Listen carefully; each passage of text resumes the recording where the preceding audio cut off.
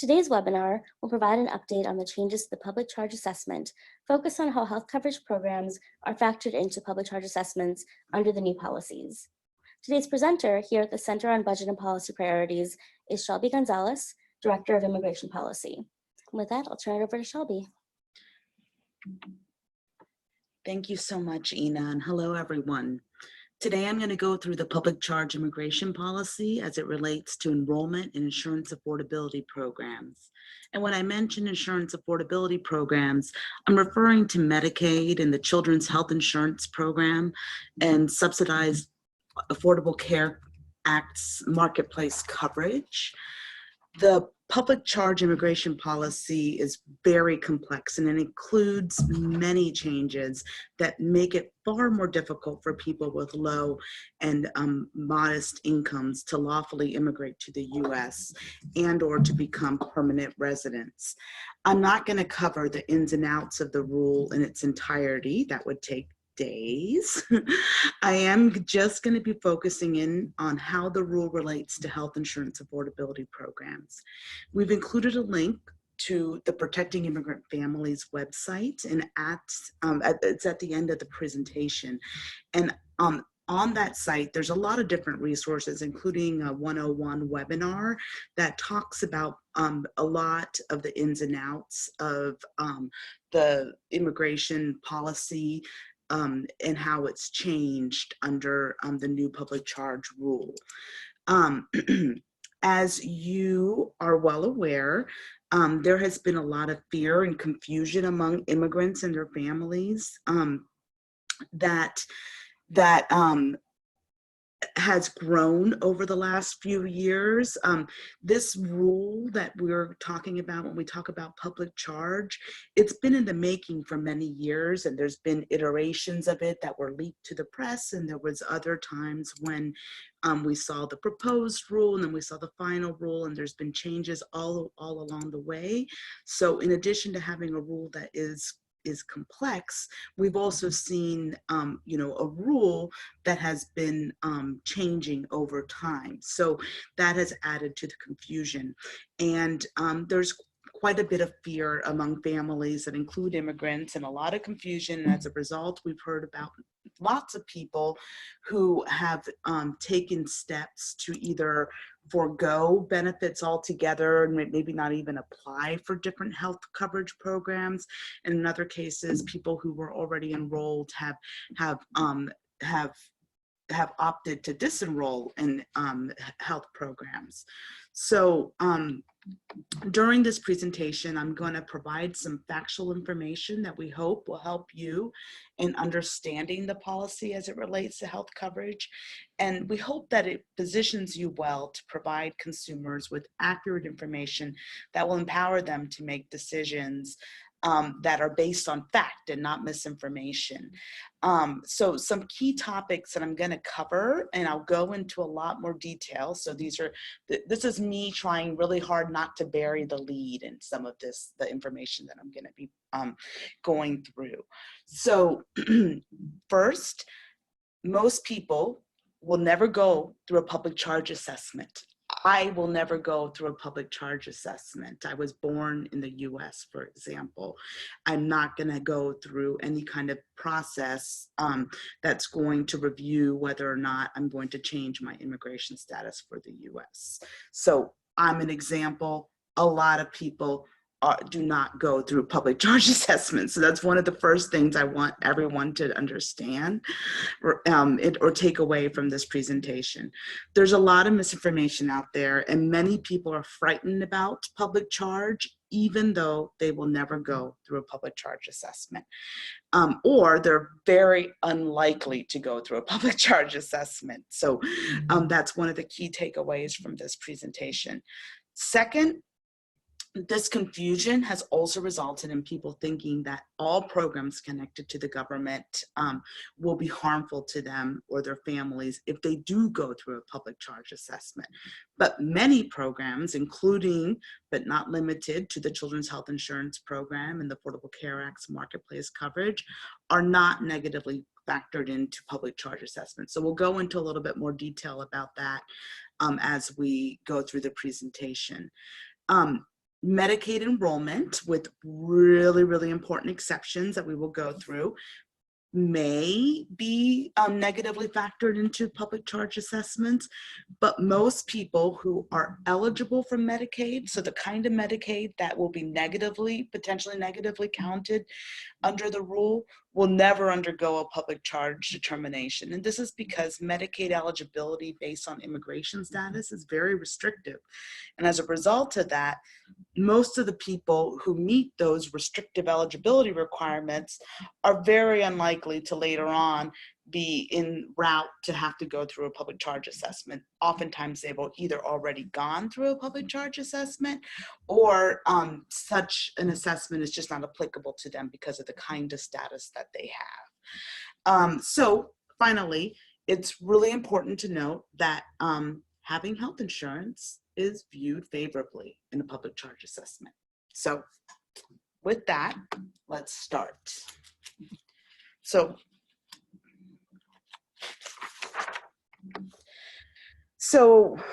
given the amount of fear and confusion that you've been probably hearing about, or maybe you've heard about because you've seen it in media coverage over this policy, a lot of people have begun getting questions or if they haven't begun getting questions from families who might be fearful or confused by the rule, they might be coming in the future as more people learn about the rule. We know that it can seem overwhelming, so we're suggesting some do's and don'ts that are intended to help you think about how best to get involved in combating the fear. We're not telling you what you should absolutely do or not do. That's not our intention here, but we have some suggestions here. So some things we feel that you may want to do, we also think that oftentimes you're well positioned. A lot of people in our audience are very well positioned to do these kinds of things. So you're well positioned to provide factual information about the changes to public charge assessments. You're also well positioned to connect consumers with additional resources to help them make informed decisions when you're not able to answer the questions for them.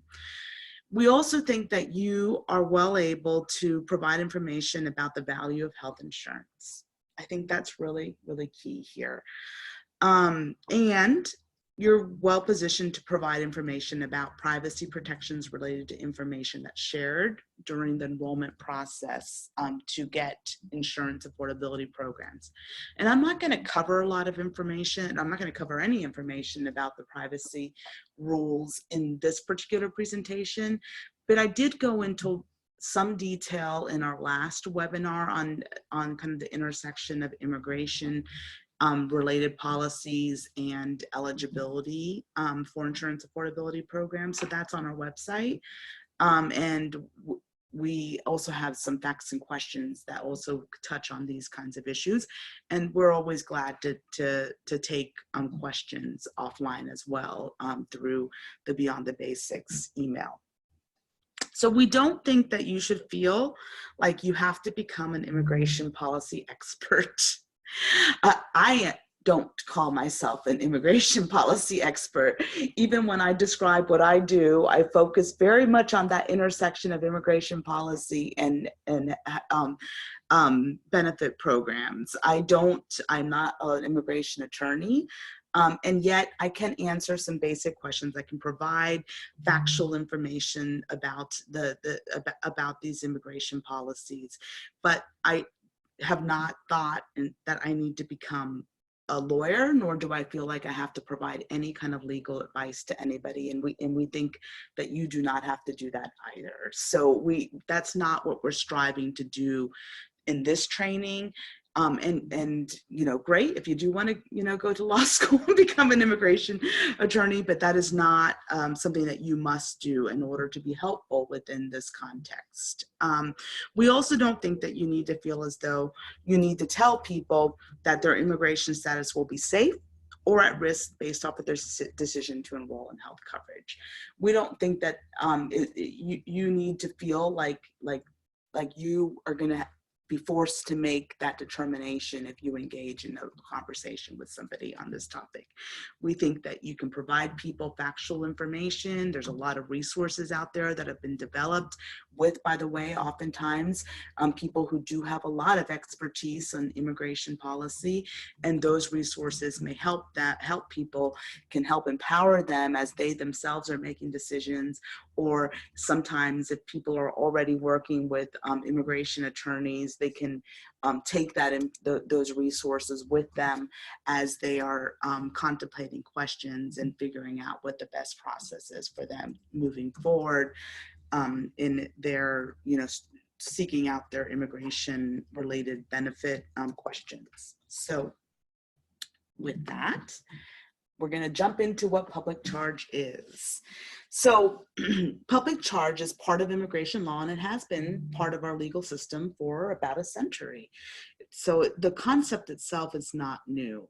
Public charge does not create eligibility restrictions for enrollment in public health insurance coverage programs or other benefit programs. So that's not where the eligibility rules live. Different laws govern different things.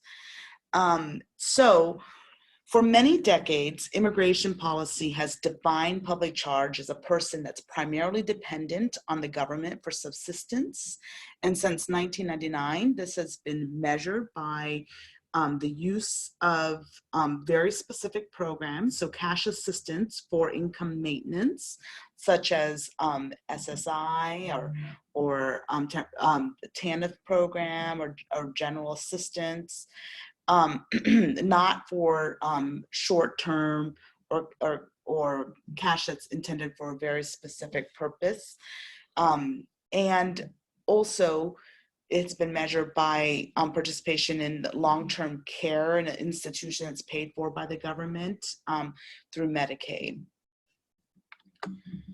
And when we talk about public charge, we're talking about a forward-looking test. And what we mean by that is that when a person goes through a public charge assessment, an immigration official is trying to figure out if the person is likely to become a public charge in the future. And the law requires that immigration officials look into many factors, and oftentimes you'll hear us talk about all of these factors put together as a totality of circumstances. And those circumstances include things like they include all of these things. They include the person's age, their health status, their financial status. By the way, part of the financial status, not the only part of the financial status, is looking at the use of certain benefit programs. And again, those benefit programs match what is used for the forward-looking assessment. So over the last, many decades, that has been the cash assistance. It's been limited to cash assistance and the long-term care that I talked about in the last slide. Also the dependence and the skills and working experience or in history of the individual, and whether or not the individual that is seeking out to change their status or to gain a status to enter the U.S. Has a sponsor affidavit of support.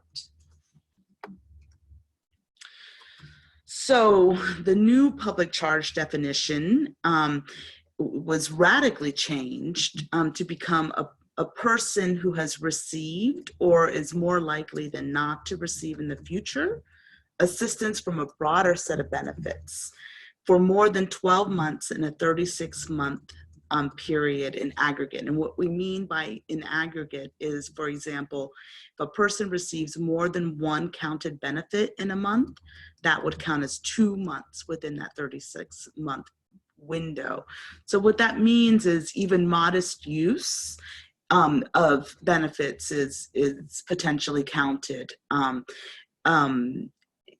when an individual is going through a public charge assessment and the immigration authority is trying to figure out whether or not a person is going to is going to be using these benefit programs. And the benefit programs now include the Supplemental Nutrition Assistance Program, which is also known as SNAP, sometimes referred to as EBT or food stamps. It also includes federal public housing, Section 8 assistance, Medicaid with some really important exceptions that I will cover on slide 15, and cash assistance programs, as I previously mentioned. The reason why we don't separately list out long-term care here is because that's part of Medicaid.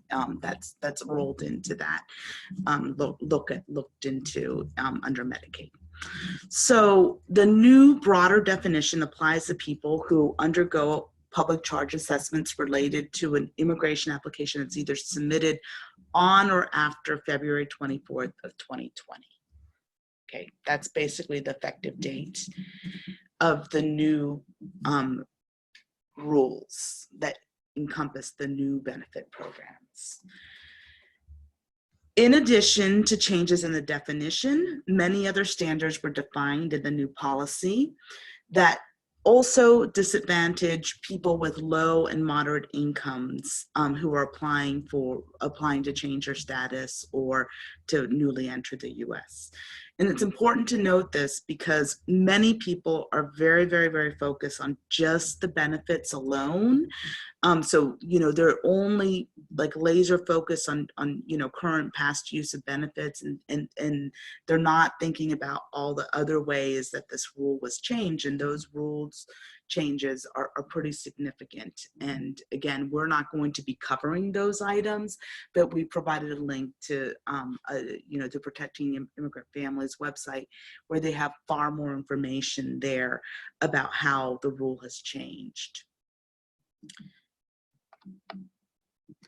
So public charge primarily affects people who are seeking an immigration status based on a family relationship, and to a lesser extent, also some people who are seeking immigration status based on employment.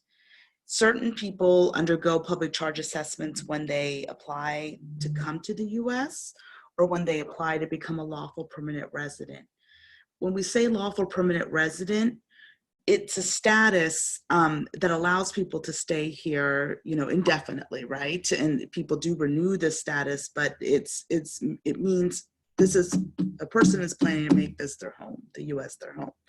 And oftentimes we refer to this status as a green card holder. People are trying to become a green card holder.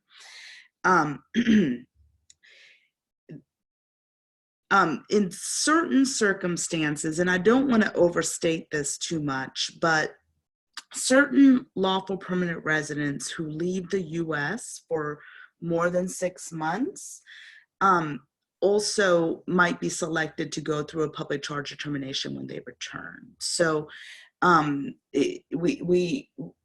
putting that there just because it's somewhat out of an abundance of caution, but it's important to note that lawful permanent residents, they know that they're told, and they know that leaving the country for more than 6 months presents challenges for them, can present big challenges for them. And they do so, because of those challenges, they do so infrequently, and they do so cautiously, or they are at least taking it into consideration oftentimes when they're making that decision to leave the US for that prolonged amount of time. So it's not, this is not the only thing, this is not the only challenge that may present a person who's a lawful permanent resident and leaves the US. So they're thinking about this, and they're making a decision. Unfortunately, sometimes these things happen, right? You can't plan for everything.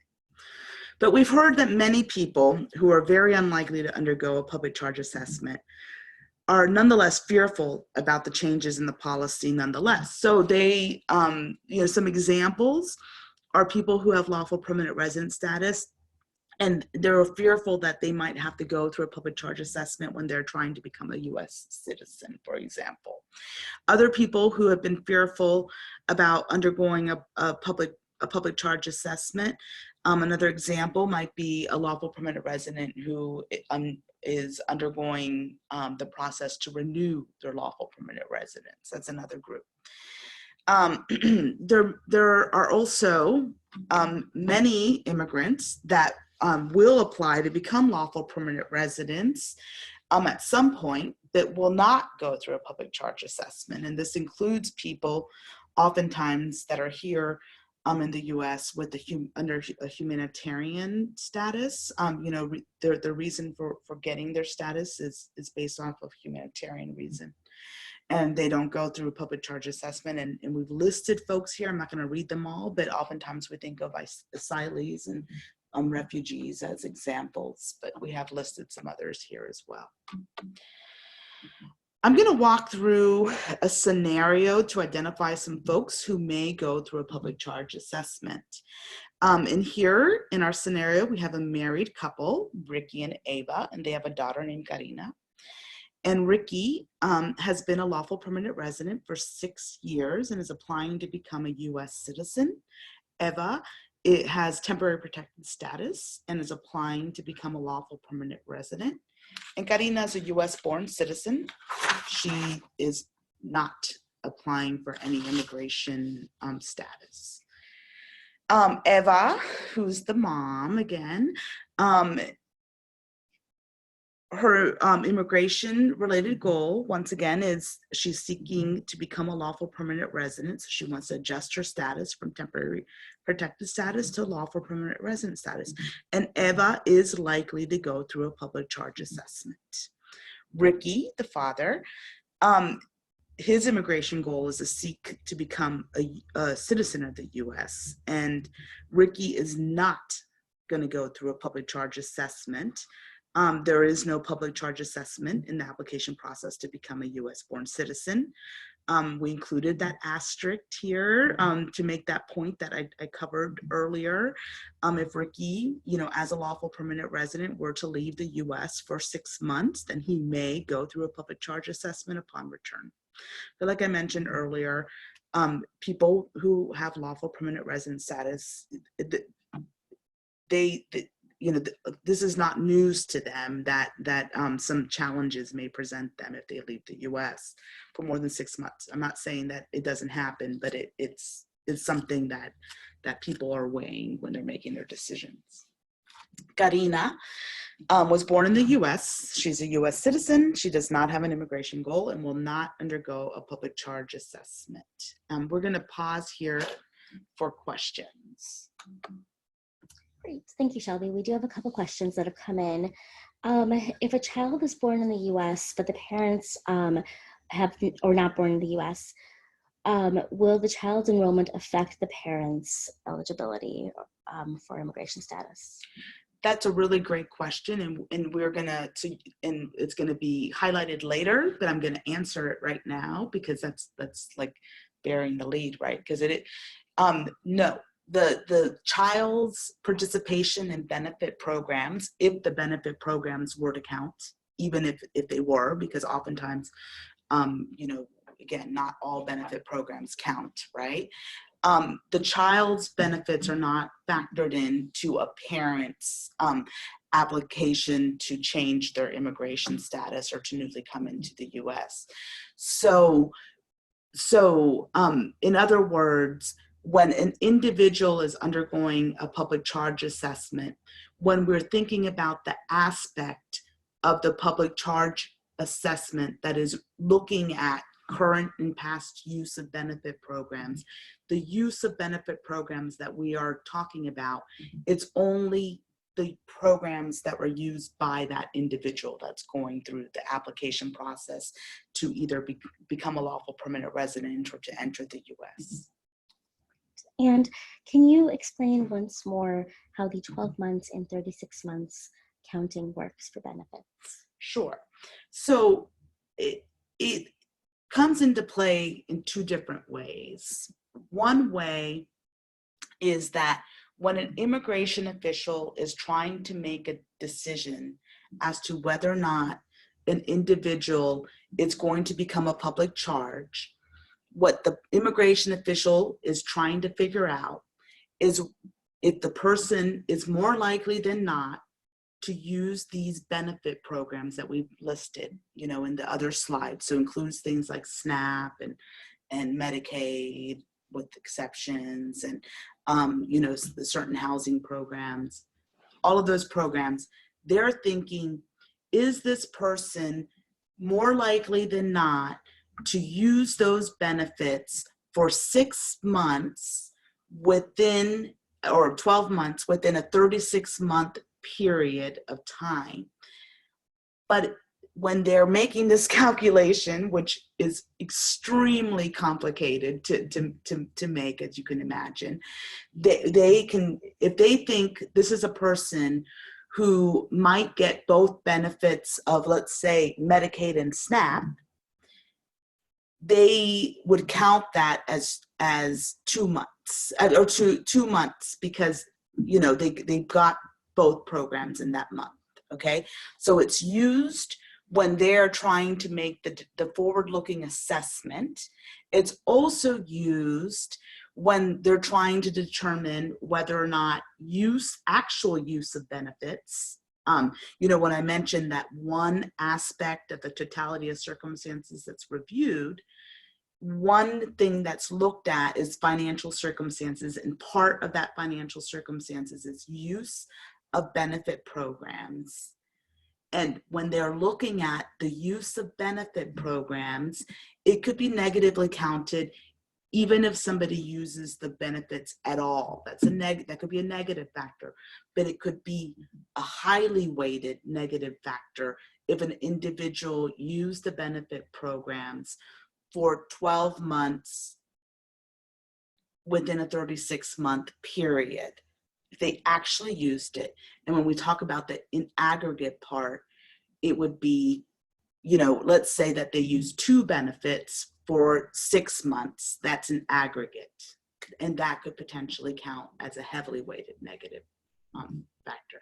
And I get that what I just went through is a level of complication that, we purposefully did not put into the slide. So I somewhat apologize for going through that level of detail, but it's used in both ways. The bottom line here is both in how an immigration official is judging whether or not somebody in the future is going to use the benefit programs and become what they consider a public charge potentially, as well as actual use.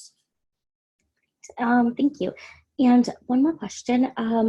Under California's young adult expansion, which allowed undocumented young adults under the age of 26 to enroll in Medicaid, will their enrollment be factored into public charge assessments? It's a great question.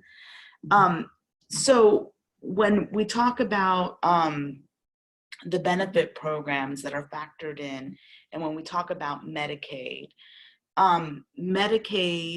we will go through some of the exceptions, and the way that the rule is written, it is supposed to only potentially negatively factor in Medicaid that there's that the federal government is also putting money towards, right? So the big question is, if Medicaid is paid, it's being provided, but it's only being provided with state-only dollars, which oftentimes in places that do have Medicaid, that they're providing that's outside of the traditional rules for eligibility for under the federal rules, which this is an example of it. Oftentimes it's state-only dollars that are utilized for those programs. I'm not saying that wouldn't be an example of something that's confusing for a consumer, for an individual to to understand when they're filling out forms, you know, and it would be confusing even for an immigration attorney that might be helping a person, right? Because oftentimes when you are participating in a benefit program, such as Medi-Cal, your card says Medi-Cal, just like, you know, your US born child's card says Medi-Cal, even though maybe you're not in that kind of, the same kind of Medi-Cal, right? You might actually be getting Medi-Cal that is paid for only by California dollars. It would, this is an example of where, you know, it should not negatively count against somebody. And in fact, having health insurance, like I mentioned beforehand, is a positive, right? So it should actually be counted as a positive. It could be very confusing for an individual, and that's something, that's an example of something that's going to be tricky for people. Great. We have another question that came in. If an individual began the application process in mid-2019, but have not yet received an interview, will they fall under the new rules? The new rules are supposed to be applicable only to people whose application was filed after February 24 or on February 24th of 2020 or after. So there's a delay. There's a very, very big delay. It takes a long time before you get an interview. That's not the date that we're looking at. The date is the application filed. And that is a little different. Like, it's either postmarked by, if you did it through the mail, or it's, you know, a lot of people file electronically, so that it would be the date of submission that we're looking at. Great, thank you. Great. Moving on. Okay.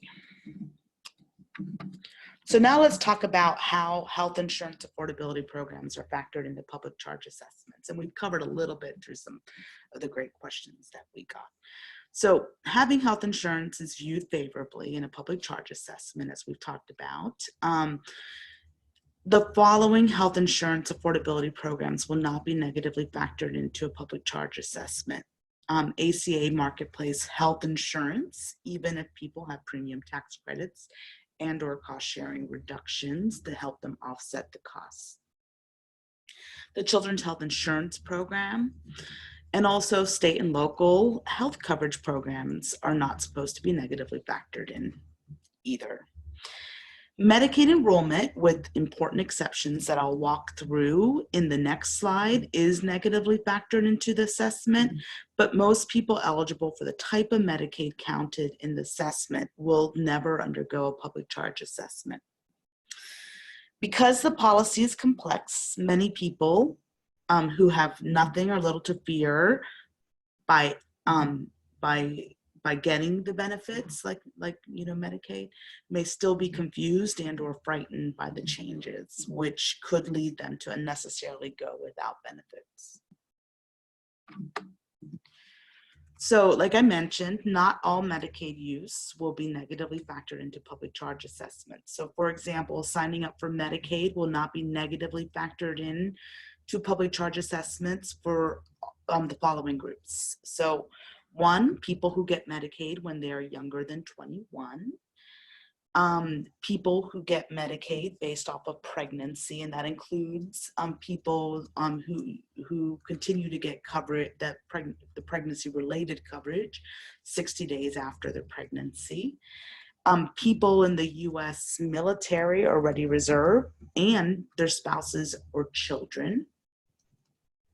Also, use of Medicaid will not be negatively factored into a public charge assessment for people who only get Medicaid to pay for services related to a life-threatening emergency. And Medicaid is not a negative in an assessment if people only get school-based health services paid for by Medicaid. And also, this was, you know, a question that came in earlier, but a person's spouse or child enrolling in Medicaid, it is not going to be negatively factored into a person's public charge assessment when we're thinking about use of benefit programs. We're thinking about the use of the person not of their family's use, when we're specifically talking about the totality of circumstances, and when we're reviewing the financial circumstances of that individual. We're only looking at their use for that aspect of the rule.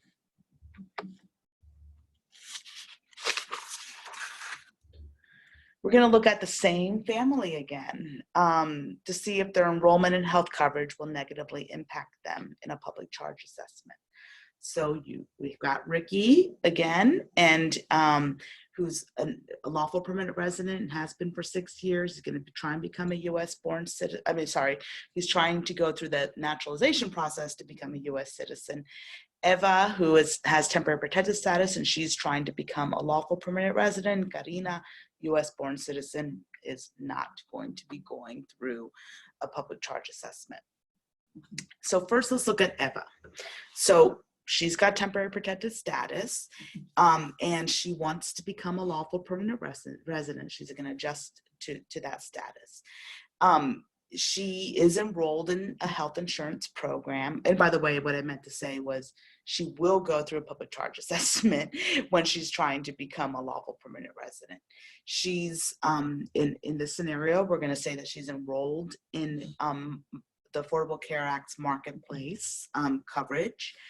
And the big question is, will that enrollment in marketplace coverage be negatively factored into a public charge assessment for her?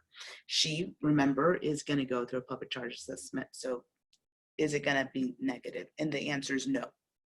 ACA coverage is not a negative factor in a public charge assessment. And good news, having health insurance through the marketplace is a positive factor is looked at favorably in her assessment. Ricky, the father, his immigration status, he's a lawful permanent resident. He's not going to go through a public charge assessment. His immigration goal is to become a U.S. citizen, and so no public charge assessment for him. And he also is enrolled in ACA marketplace coverage, and so it's not even applicable to him. He's not going through a public charge assessment. Karina, as we know, is a U.S. born citizen. She's not subject to public charge. So again, in this scenario, she's enrolled in Medicaid, and her coverage is not going to be factored into any public charge assessment. So it's not applicable either.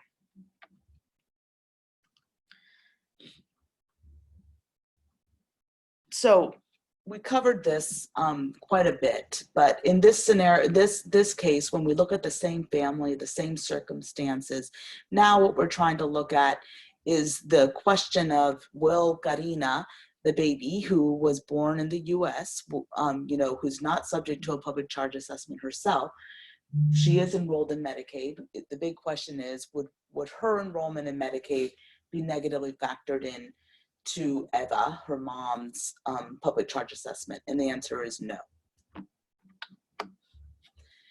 Now let's say that Eva had gotten Medicaid when she had her baby, when she had Karina, let's say. So Medicaid paid for her pregnancy and her postpartum coverage as well for 60 days afterwards, we'll say. So now the question is, we know that Eva will be going through a public charge assessment. The big question is, will her enrollment in Medicaid negatively impact her public charge assessment? And the answer is no, because remember, pregnancy-related coverage in Medicaid, it's not a negative factor in public charge assessment. So when we think about some questions, that may help people kind of weigh their risks, maybe somebody comes to you and expresses concern about public charge. Some of these questions are good ones to begin to have a dialogue with a person, right? Is the person likely to become or go through a public charge assessment? right? And sometimes the answer to that question is super straightforward, right?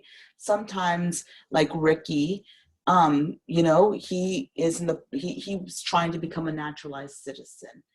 And, you know, the answer is pretty clear that when you go through the natural, you know, when you are going through the process to become a naturalized citizen, there is no public charge assessment that occurs.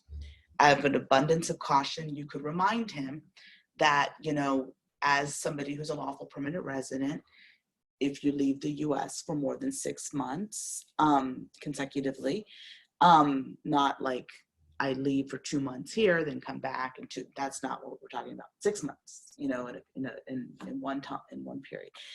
If you leave, then you may go through a public charge assessment if you, out of an abundance of caution, really felt like you need it.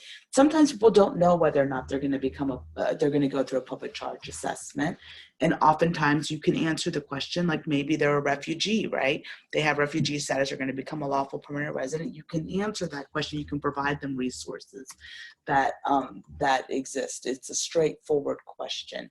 Sometimes it's not straightforward, or sometimes you might not even feel like you're comfortable answering that question. You know, you could provide resources, or that specifically, you know, if somebody is, you know, I caution people about asking very general questions about like, will this use of benefit programs be negative, like asking an immigration attorney about the specific past use of benefits, like that's a trickier question. But generally an immigration attorney would be able to tell somebody, yes, you're somebody who's going to go through a public charge assessment, or no, you're not likely to go through a public charge. That is a good question to ask an immigration attorney, but that's probably not where you want to start with everybody, right? Because if the question is straightforward and can be answered, and they're not already talking to an immigration authority, you know, they might find it to be out of their reach to be able to go and consult with an immigration attorney just about this. Or they might be frightened just because you know, we mentioned now that they should go to an immigration attorney. So I'm not saying that you shouldn't point people in that direction. I think some people absolutely should go. It's just, you know, not every question has to go to an immigration attorney. Okay, so another question that you may ask is, are they eligible for Medicaid at all, right?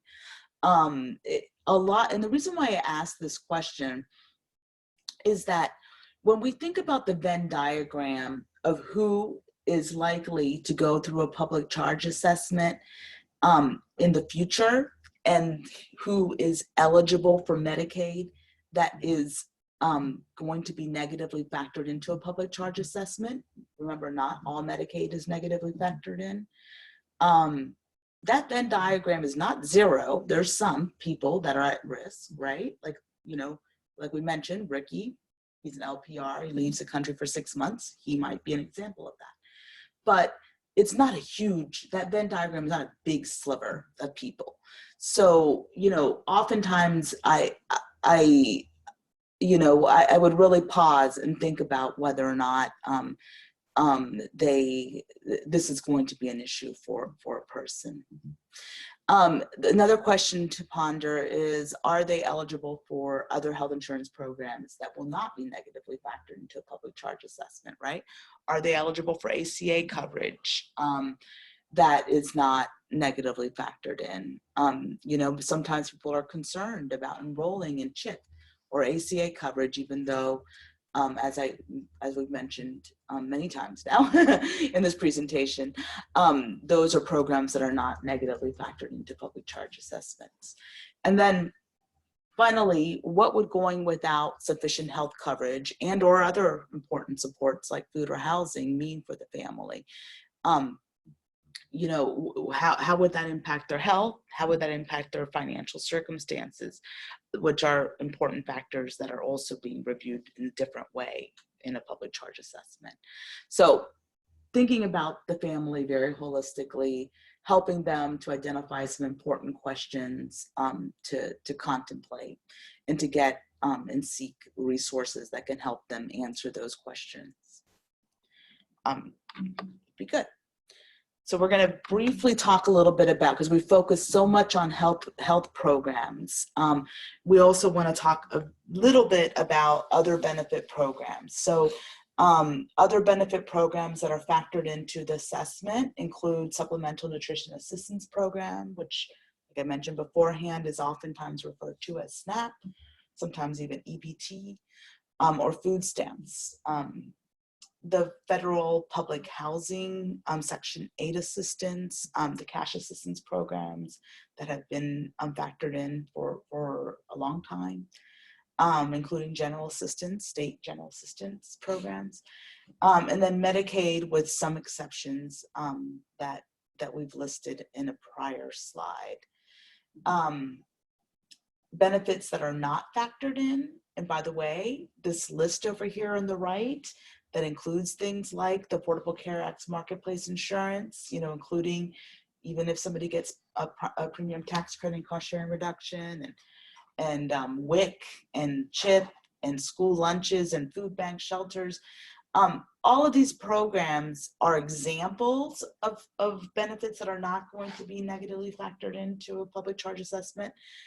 But this is not an exhaustive list. There are more programs that are not factored in, like an EITC, other programs. If they're not listed over here on the left-hand side, they're not supposed to be negatively factored into a public charge assessment. So just wanting to make sure that people aren't like looking at this list on the right-hand side and saying, uh-oh, if they're not there, maybe I should be concerned. And in fact, no.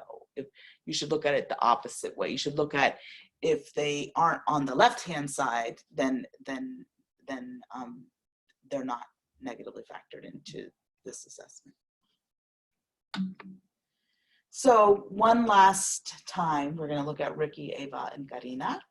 Same facts are happening in terms of whether or not they're subject to a public charge assessment. So the only person in the family that's subject to the public charge assessment is Ava. And we are going to say that Eva is not enrolled in any benefit program. This time we're not thinking about health coverage programs. We're looking at the other benefit programs. And so it's not applicable, so there's no benefit program that she's applying for, right? Ricky, we're going to say is enrolled in SNAP. He's not going through a public charge assessment, so his benefit use is not applicable in a public charge assessment. Same goes for Karina. She's a U.S. citizen. She's not going to go through a public charge assessment. She's enrolled in SNAP, but again, it's not applicable. And even though SNAP is a program that is issued as a unit, right? So in this case, Ricky and Karina's benefits are, for them. Eva would have gone through the application process as a non-applicant, and she would not get benefits issued to her. So she does not have to participate in the benefit unit, with her husband and child. So even though her husband and child get SNAP, it's not going to be negatively factored into a public charge assessment for her because she's not a participant. We know that we covered a lot of information, and yet there's so much more to know about this rule and this policy, and there's more information that you can find on the Protecting Immigrant Families website. And we also have some additional information on our website.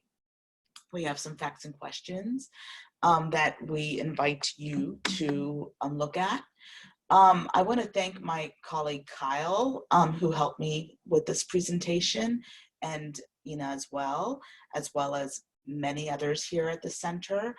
And I've included both my contact information and Kyle's for questions. And of course, you can always send questions to Beyond the Basics email as well.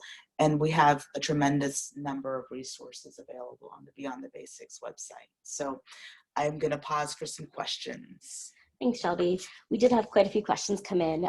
So I'm going to ask a few questions that are specific to programs. Would health centers or hospitals sliding fee scale program count in a public charge assessment? No. Great. Let's see. Would a state food assistance program be factored in to a public charge assessment? With state-only dollars, no. Is Medicare low-income subsidy or extra help a negative factor? No. And is limited scope family planning Medicaid a negative factor? The answer, I don't know the answer to that right now. It's something that we're looking into. Okay. And full fee CHIP, is that considered a negative factor? A full fee CHIP. So basically CHIP that somebody's paying the premium. Well, no CHIP is factored in, but into CHIP is not factored in, is not a negative factor at all. Any CHIP. Great. And can you confirm that even if a marketplace plan is completely paid for by APTCs, it is still considered a positive? Is that correct? Correct. And is public charge assessment something that people go through once, or is there a possibility that you can go through it more than once? We gave the kind of unique example of an individual who is a lawful permanent resident, right? Like Ricky, say Ricky's a lawful permanent resident, and we'll assume that he did not have, he wasn't here for a humanitarian reason. He would probably be an individual that went through a public charge assessment as, when he was becoming a lawful permanent resident, if he were to leave the US for more than 6 months, as an example of a person who may have to go through a public charge assessment upon return. Would a child who receives benefits before the age of 19 be subject to the public charge assessment at the age of 19? So children, they could be 3 years old and be subject to a public charge assessment, okay? But participation in Medicaid, if they got it when they were under 21 years old, that's not going to be negatively factored in. So individuals, even as a child, you might go through a public charge assessment because you're wanting to become, oftentimes your parents are helping you through the application process, right? Not always. But so you might go through a public charge assessment. So that limit in terms of children, it's specific to use of Medicaid services. It doesn't mean that the person isn't going to go through a public charge assessment. Are asylum seekers and asylees subject to the public charge laws? Asylees do not go through a public charge assessment. Great. Let's see. And can you? I'm going to just edit myself for a second. Asylum seekers do not have to go through a public charge assessment. Like, they may mistakenly pick up the wrong form or something, and mistakes happen, but they don't have to, and they're not supposed to go through a public charge assessment. So can you confirm and clarify that only these rules only apply to those who applied for immigration status since February 24th, 2020, and it will not apply to people who applied for immigration status earlier? Well, to be clear, we've covered in this presentation both old rules and new rules, right? So when I talked about the changes and remembering that there's a lot of changes that I did not talk about that I'm pointing you to other resources to go through. But when I'm talking about the new definition, that includes a review and look at participation in a broader set of benefit programs, that kind of those changes are applicable only to people who applied on or after February 24th of 2020. The old rules apply to anybody whose application was submitted or postmarked before then. But those old rules still apply. It's not that somebody isn't going to go through a public charge assessment. They're going to be reviewed using a different set of rules. If someone applied and received a green card in Mexico, are they subject to showing that they have proof of insurance in order to avoid becoming a public charge? Somebody who already has gotten their lawful permanent resident status abroad they've already gotten their what you're referring to as a green card. It doesn't have to go through another public charge assessment. And are state Ryan White programs negatively factored in? No. Can you define what life-threatening emergency means during public charge assessment? It actually isn't defined during a public charge assessment. It's defined by the benefit granting agency, in this case, Medicaid. So, and generally that's defined by, what the hospital's coding and saying that, it is a life-threatening emergency. And that's how, limited emergency services has been how people have been found eligible for those benefit programs in the past. Mm-hmm. Great. Well, I know we didn't get to everyone's questions, but we will be reviewing the questions, and we'll try to put out additional resources that can speak to the questions you've asked. As a reminder, we'll be distributing the materials from today's session via email. We will post everything to the Beyond the Basics website at www.healthreformbeyondthebasics.org. You can find additional resources on the website, including reference charts, guides, and frequently asked questions. If you have questions or need assistance, please reach out to either Shelby or Kyle, whose emails are on the screen, or you can email our Beyond the Basics contact email at beyondthebasics@cbpp.org. And with that, we'll bring today's webinar to a close. Thank you again for joining us.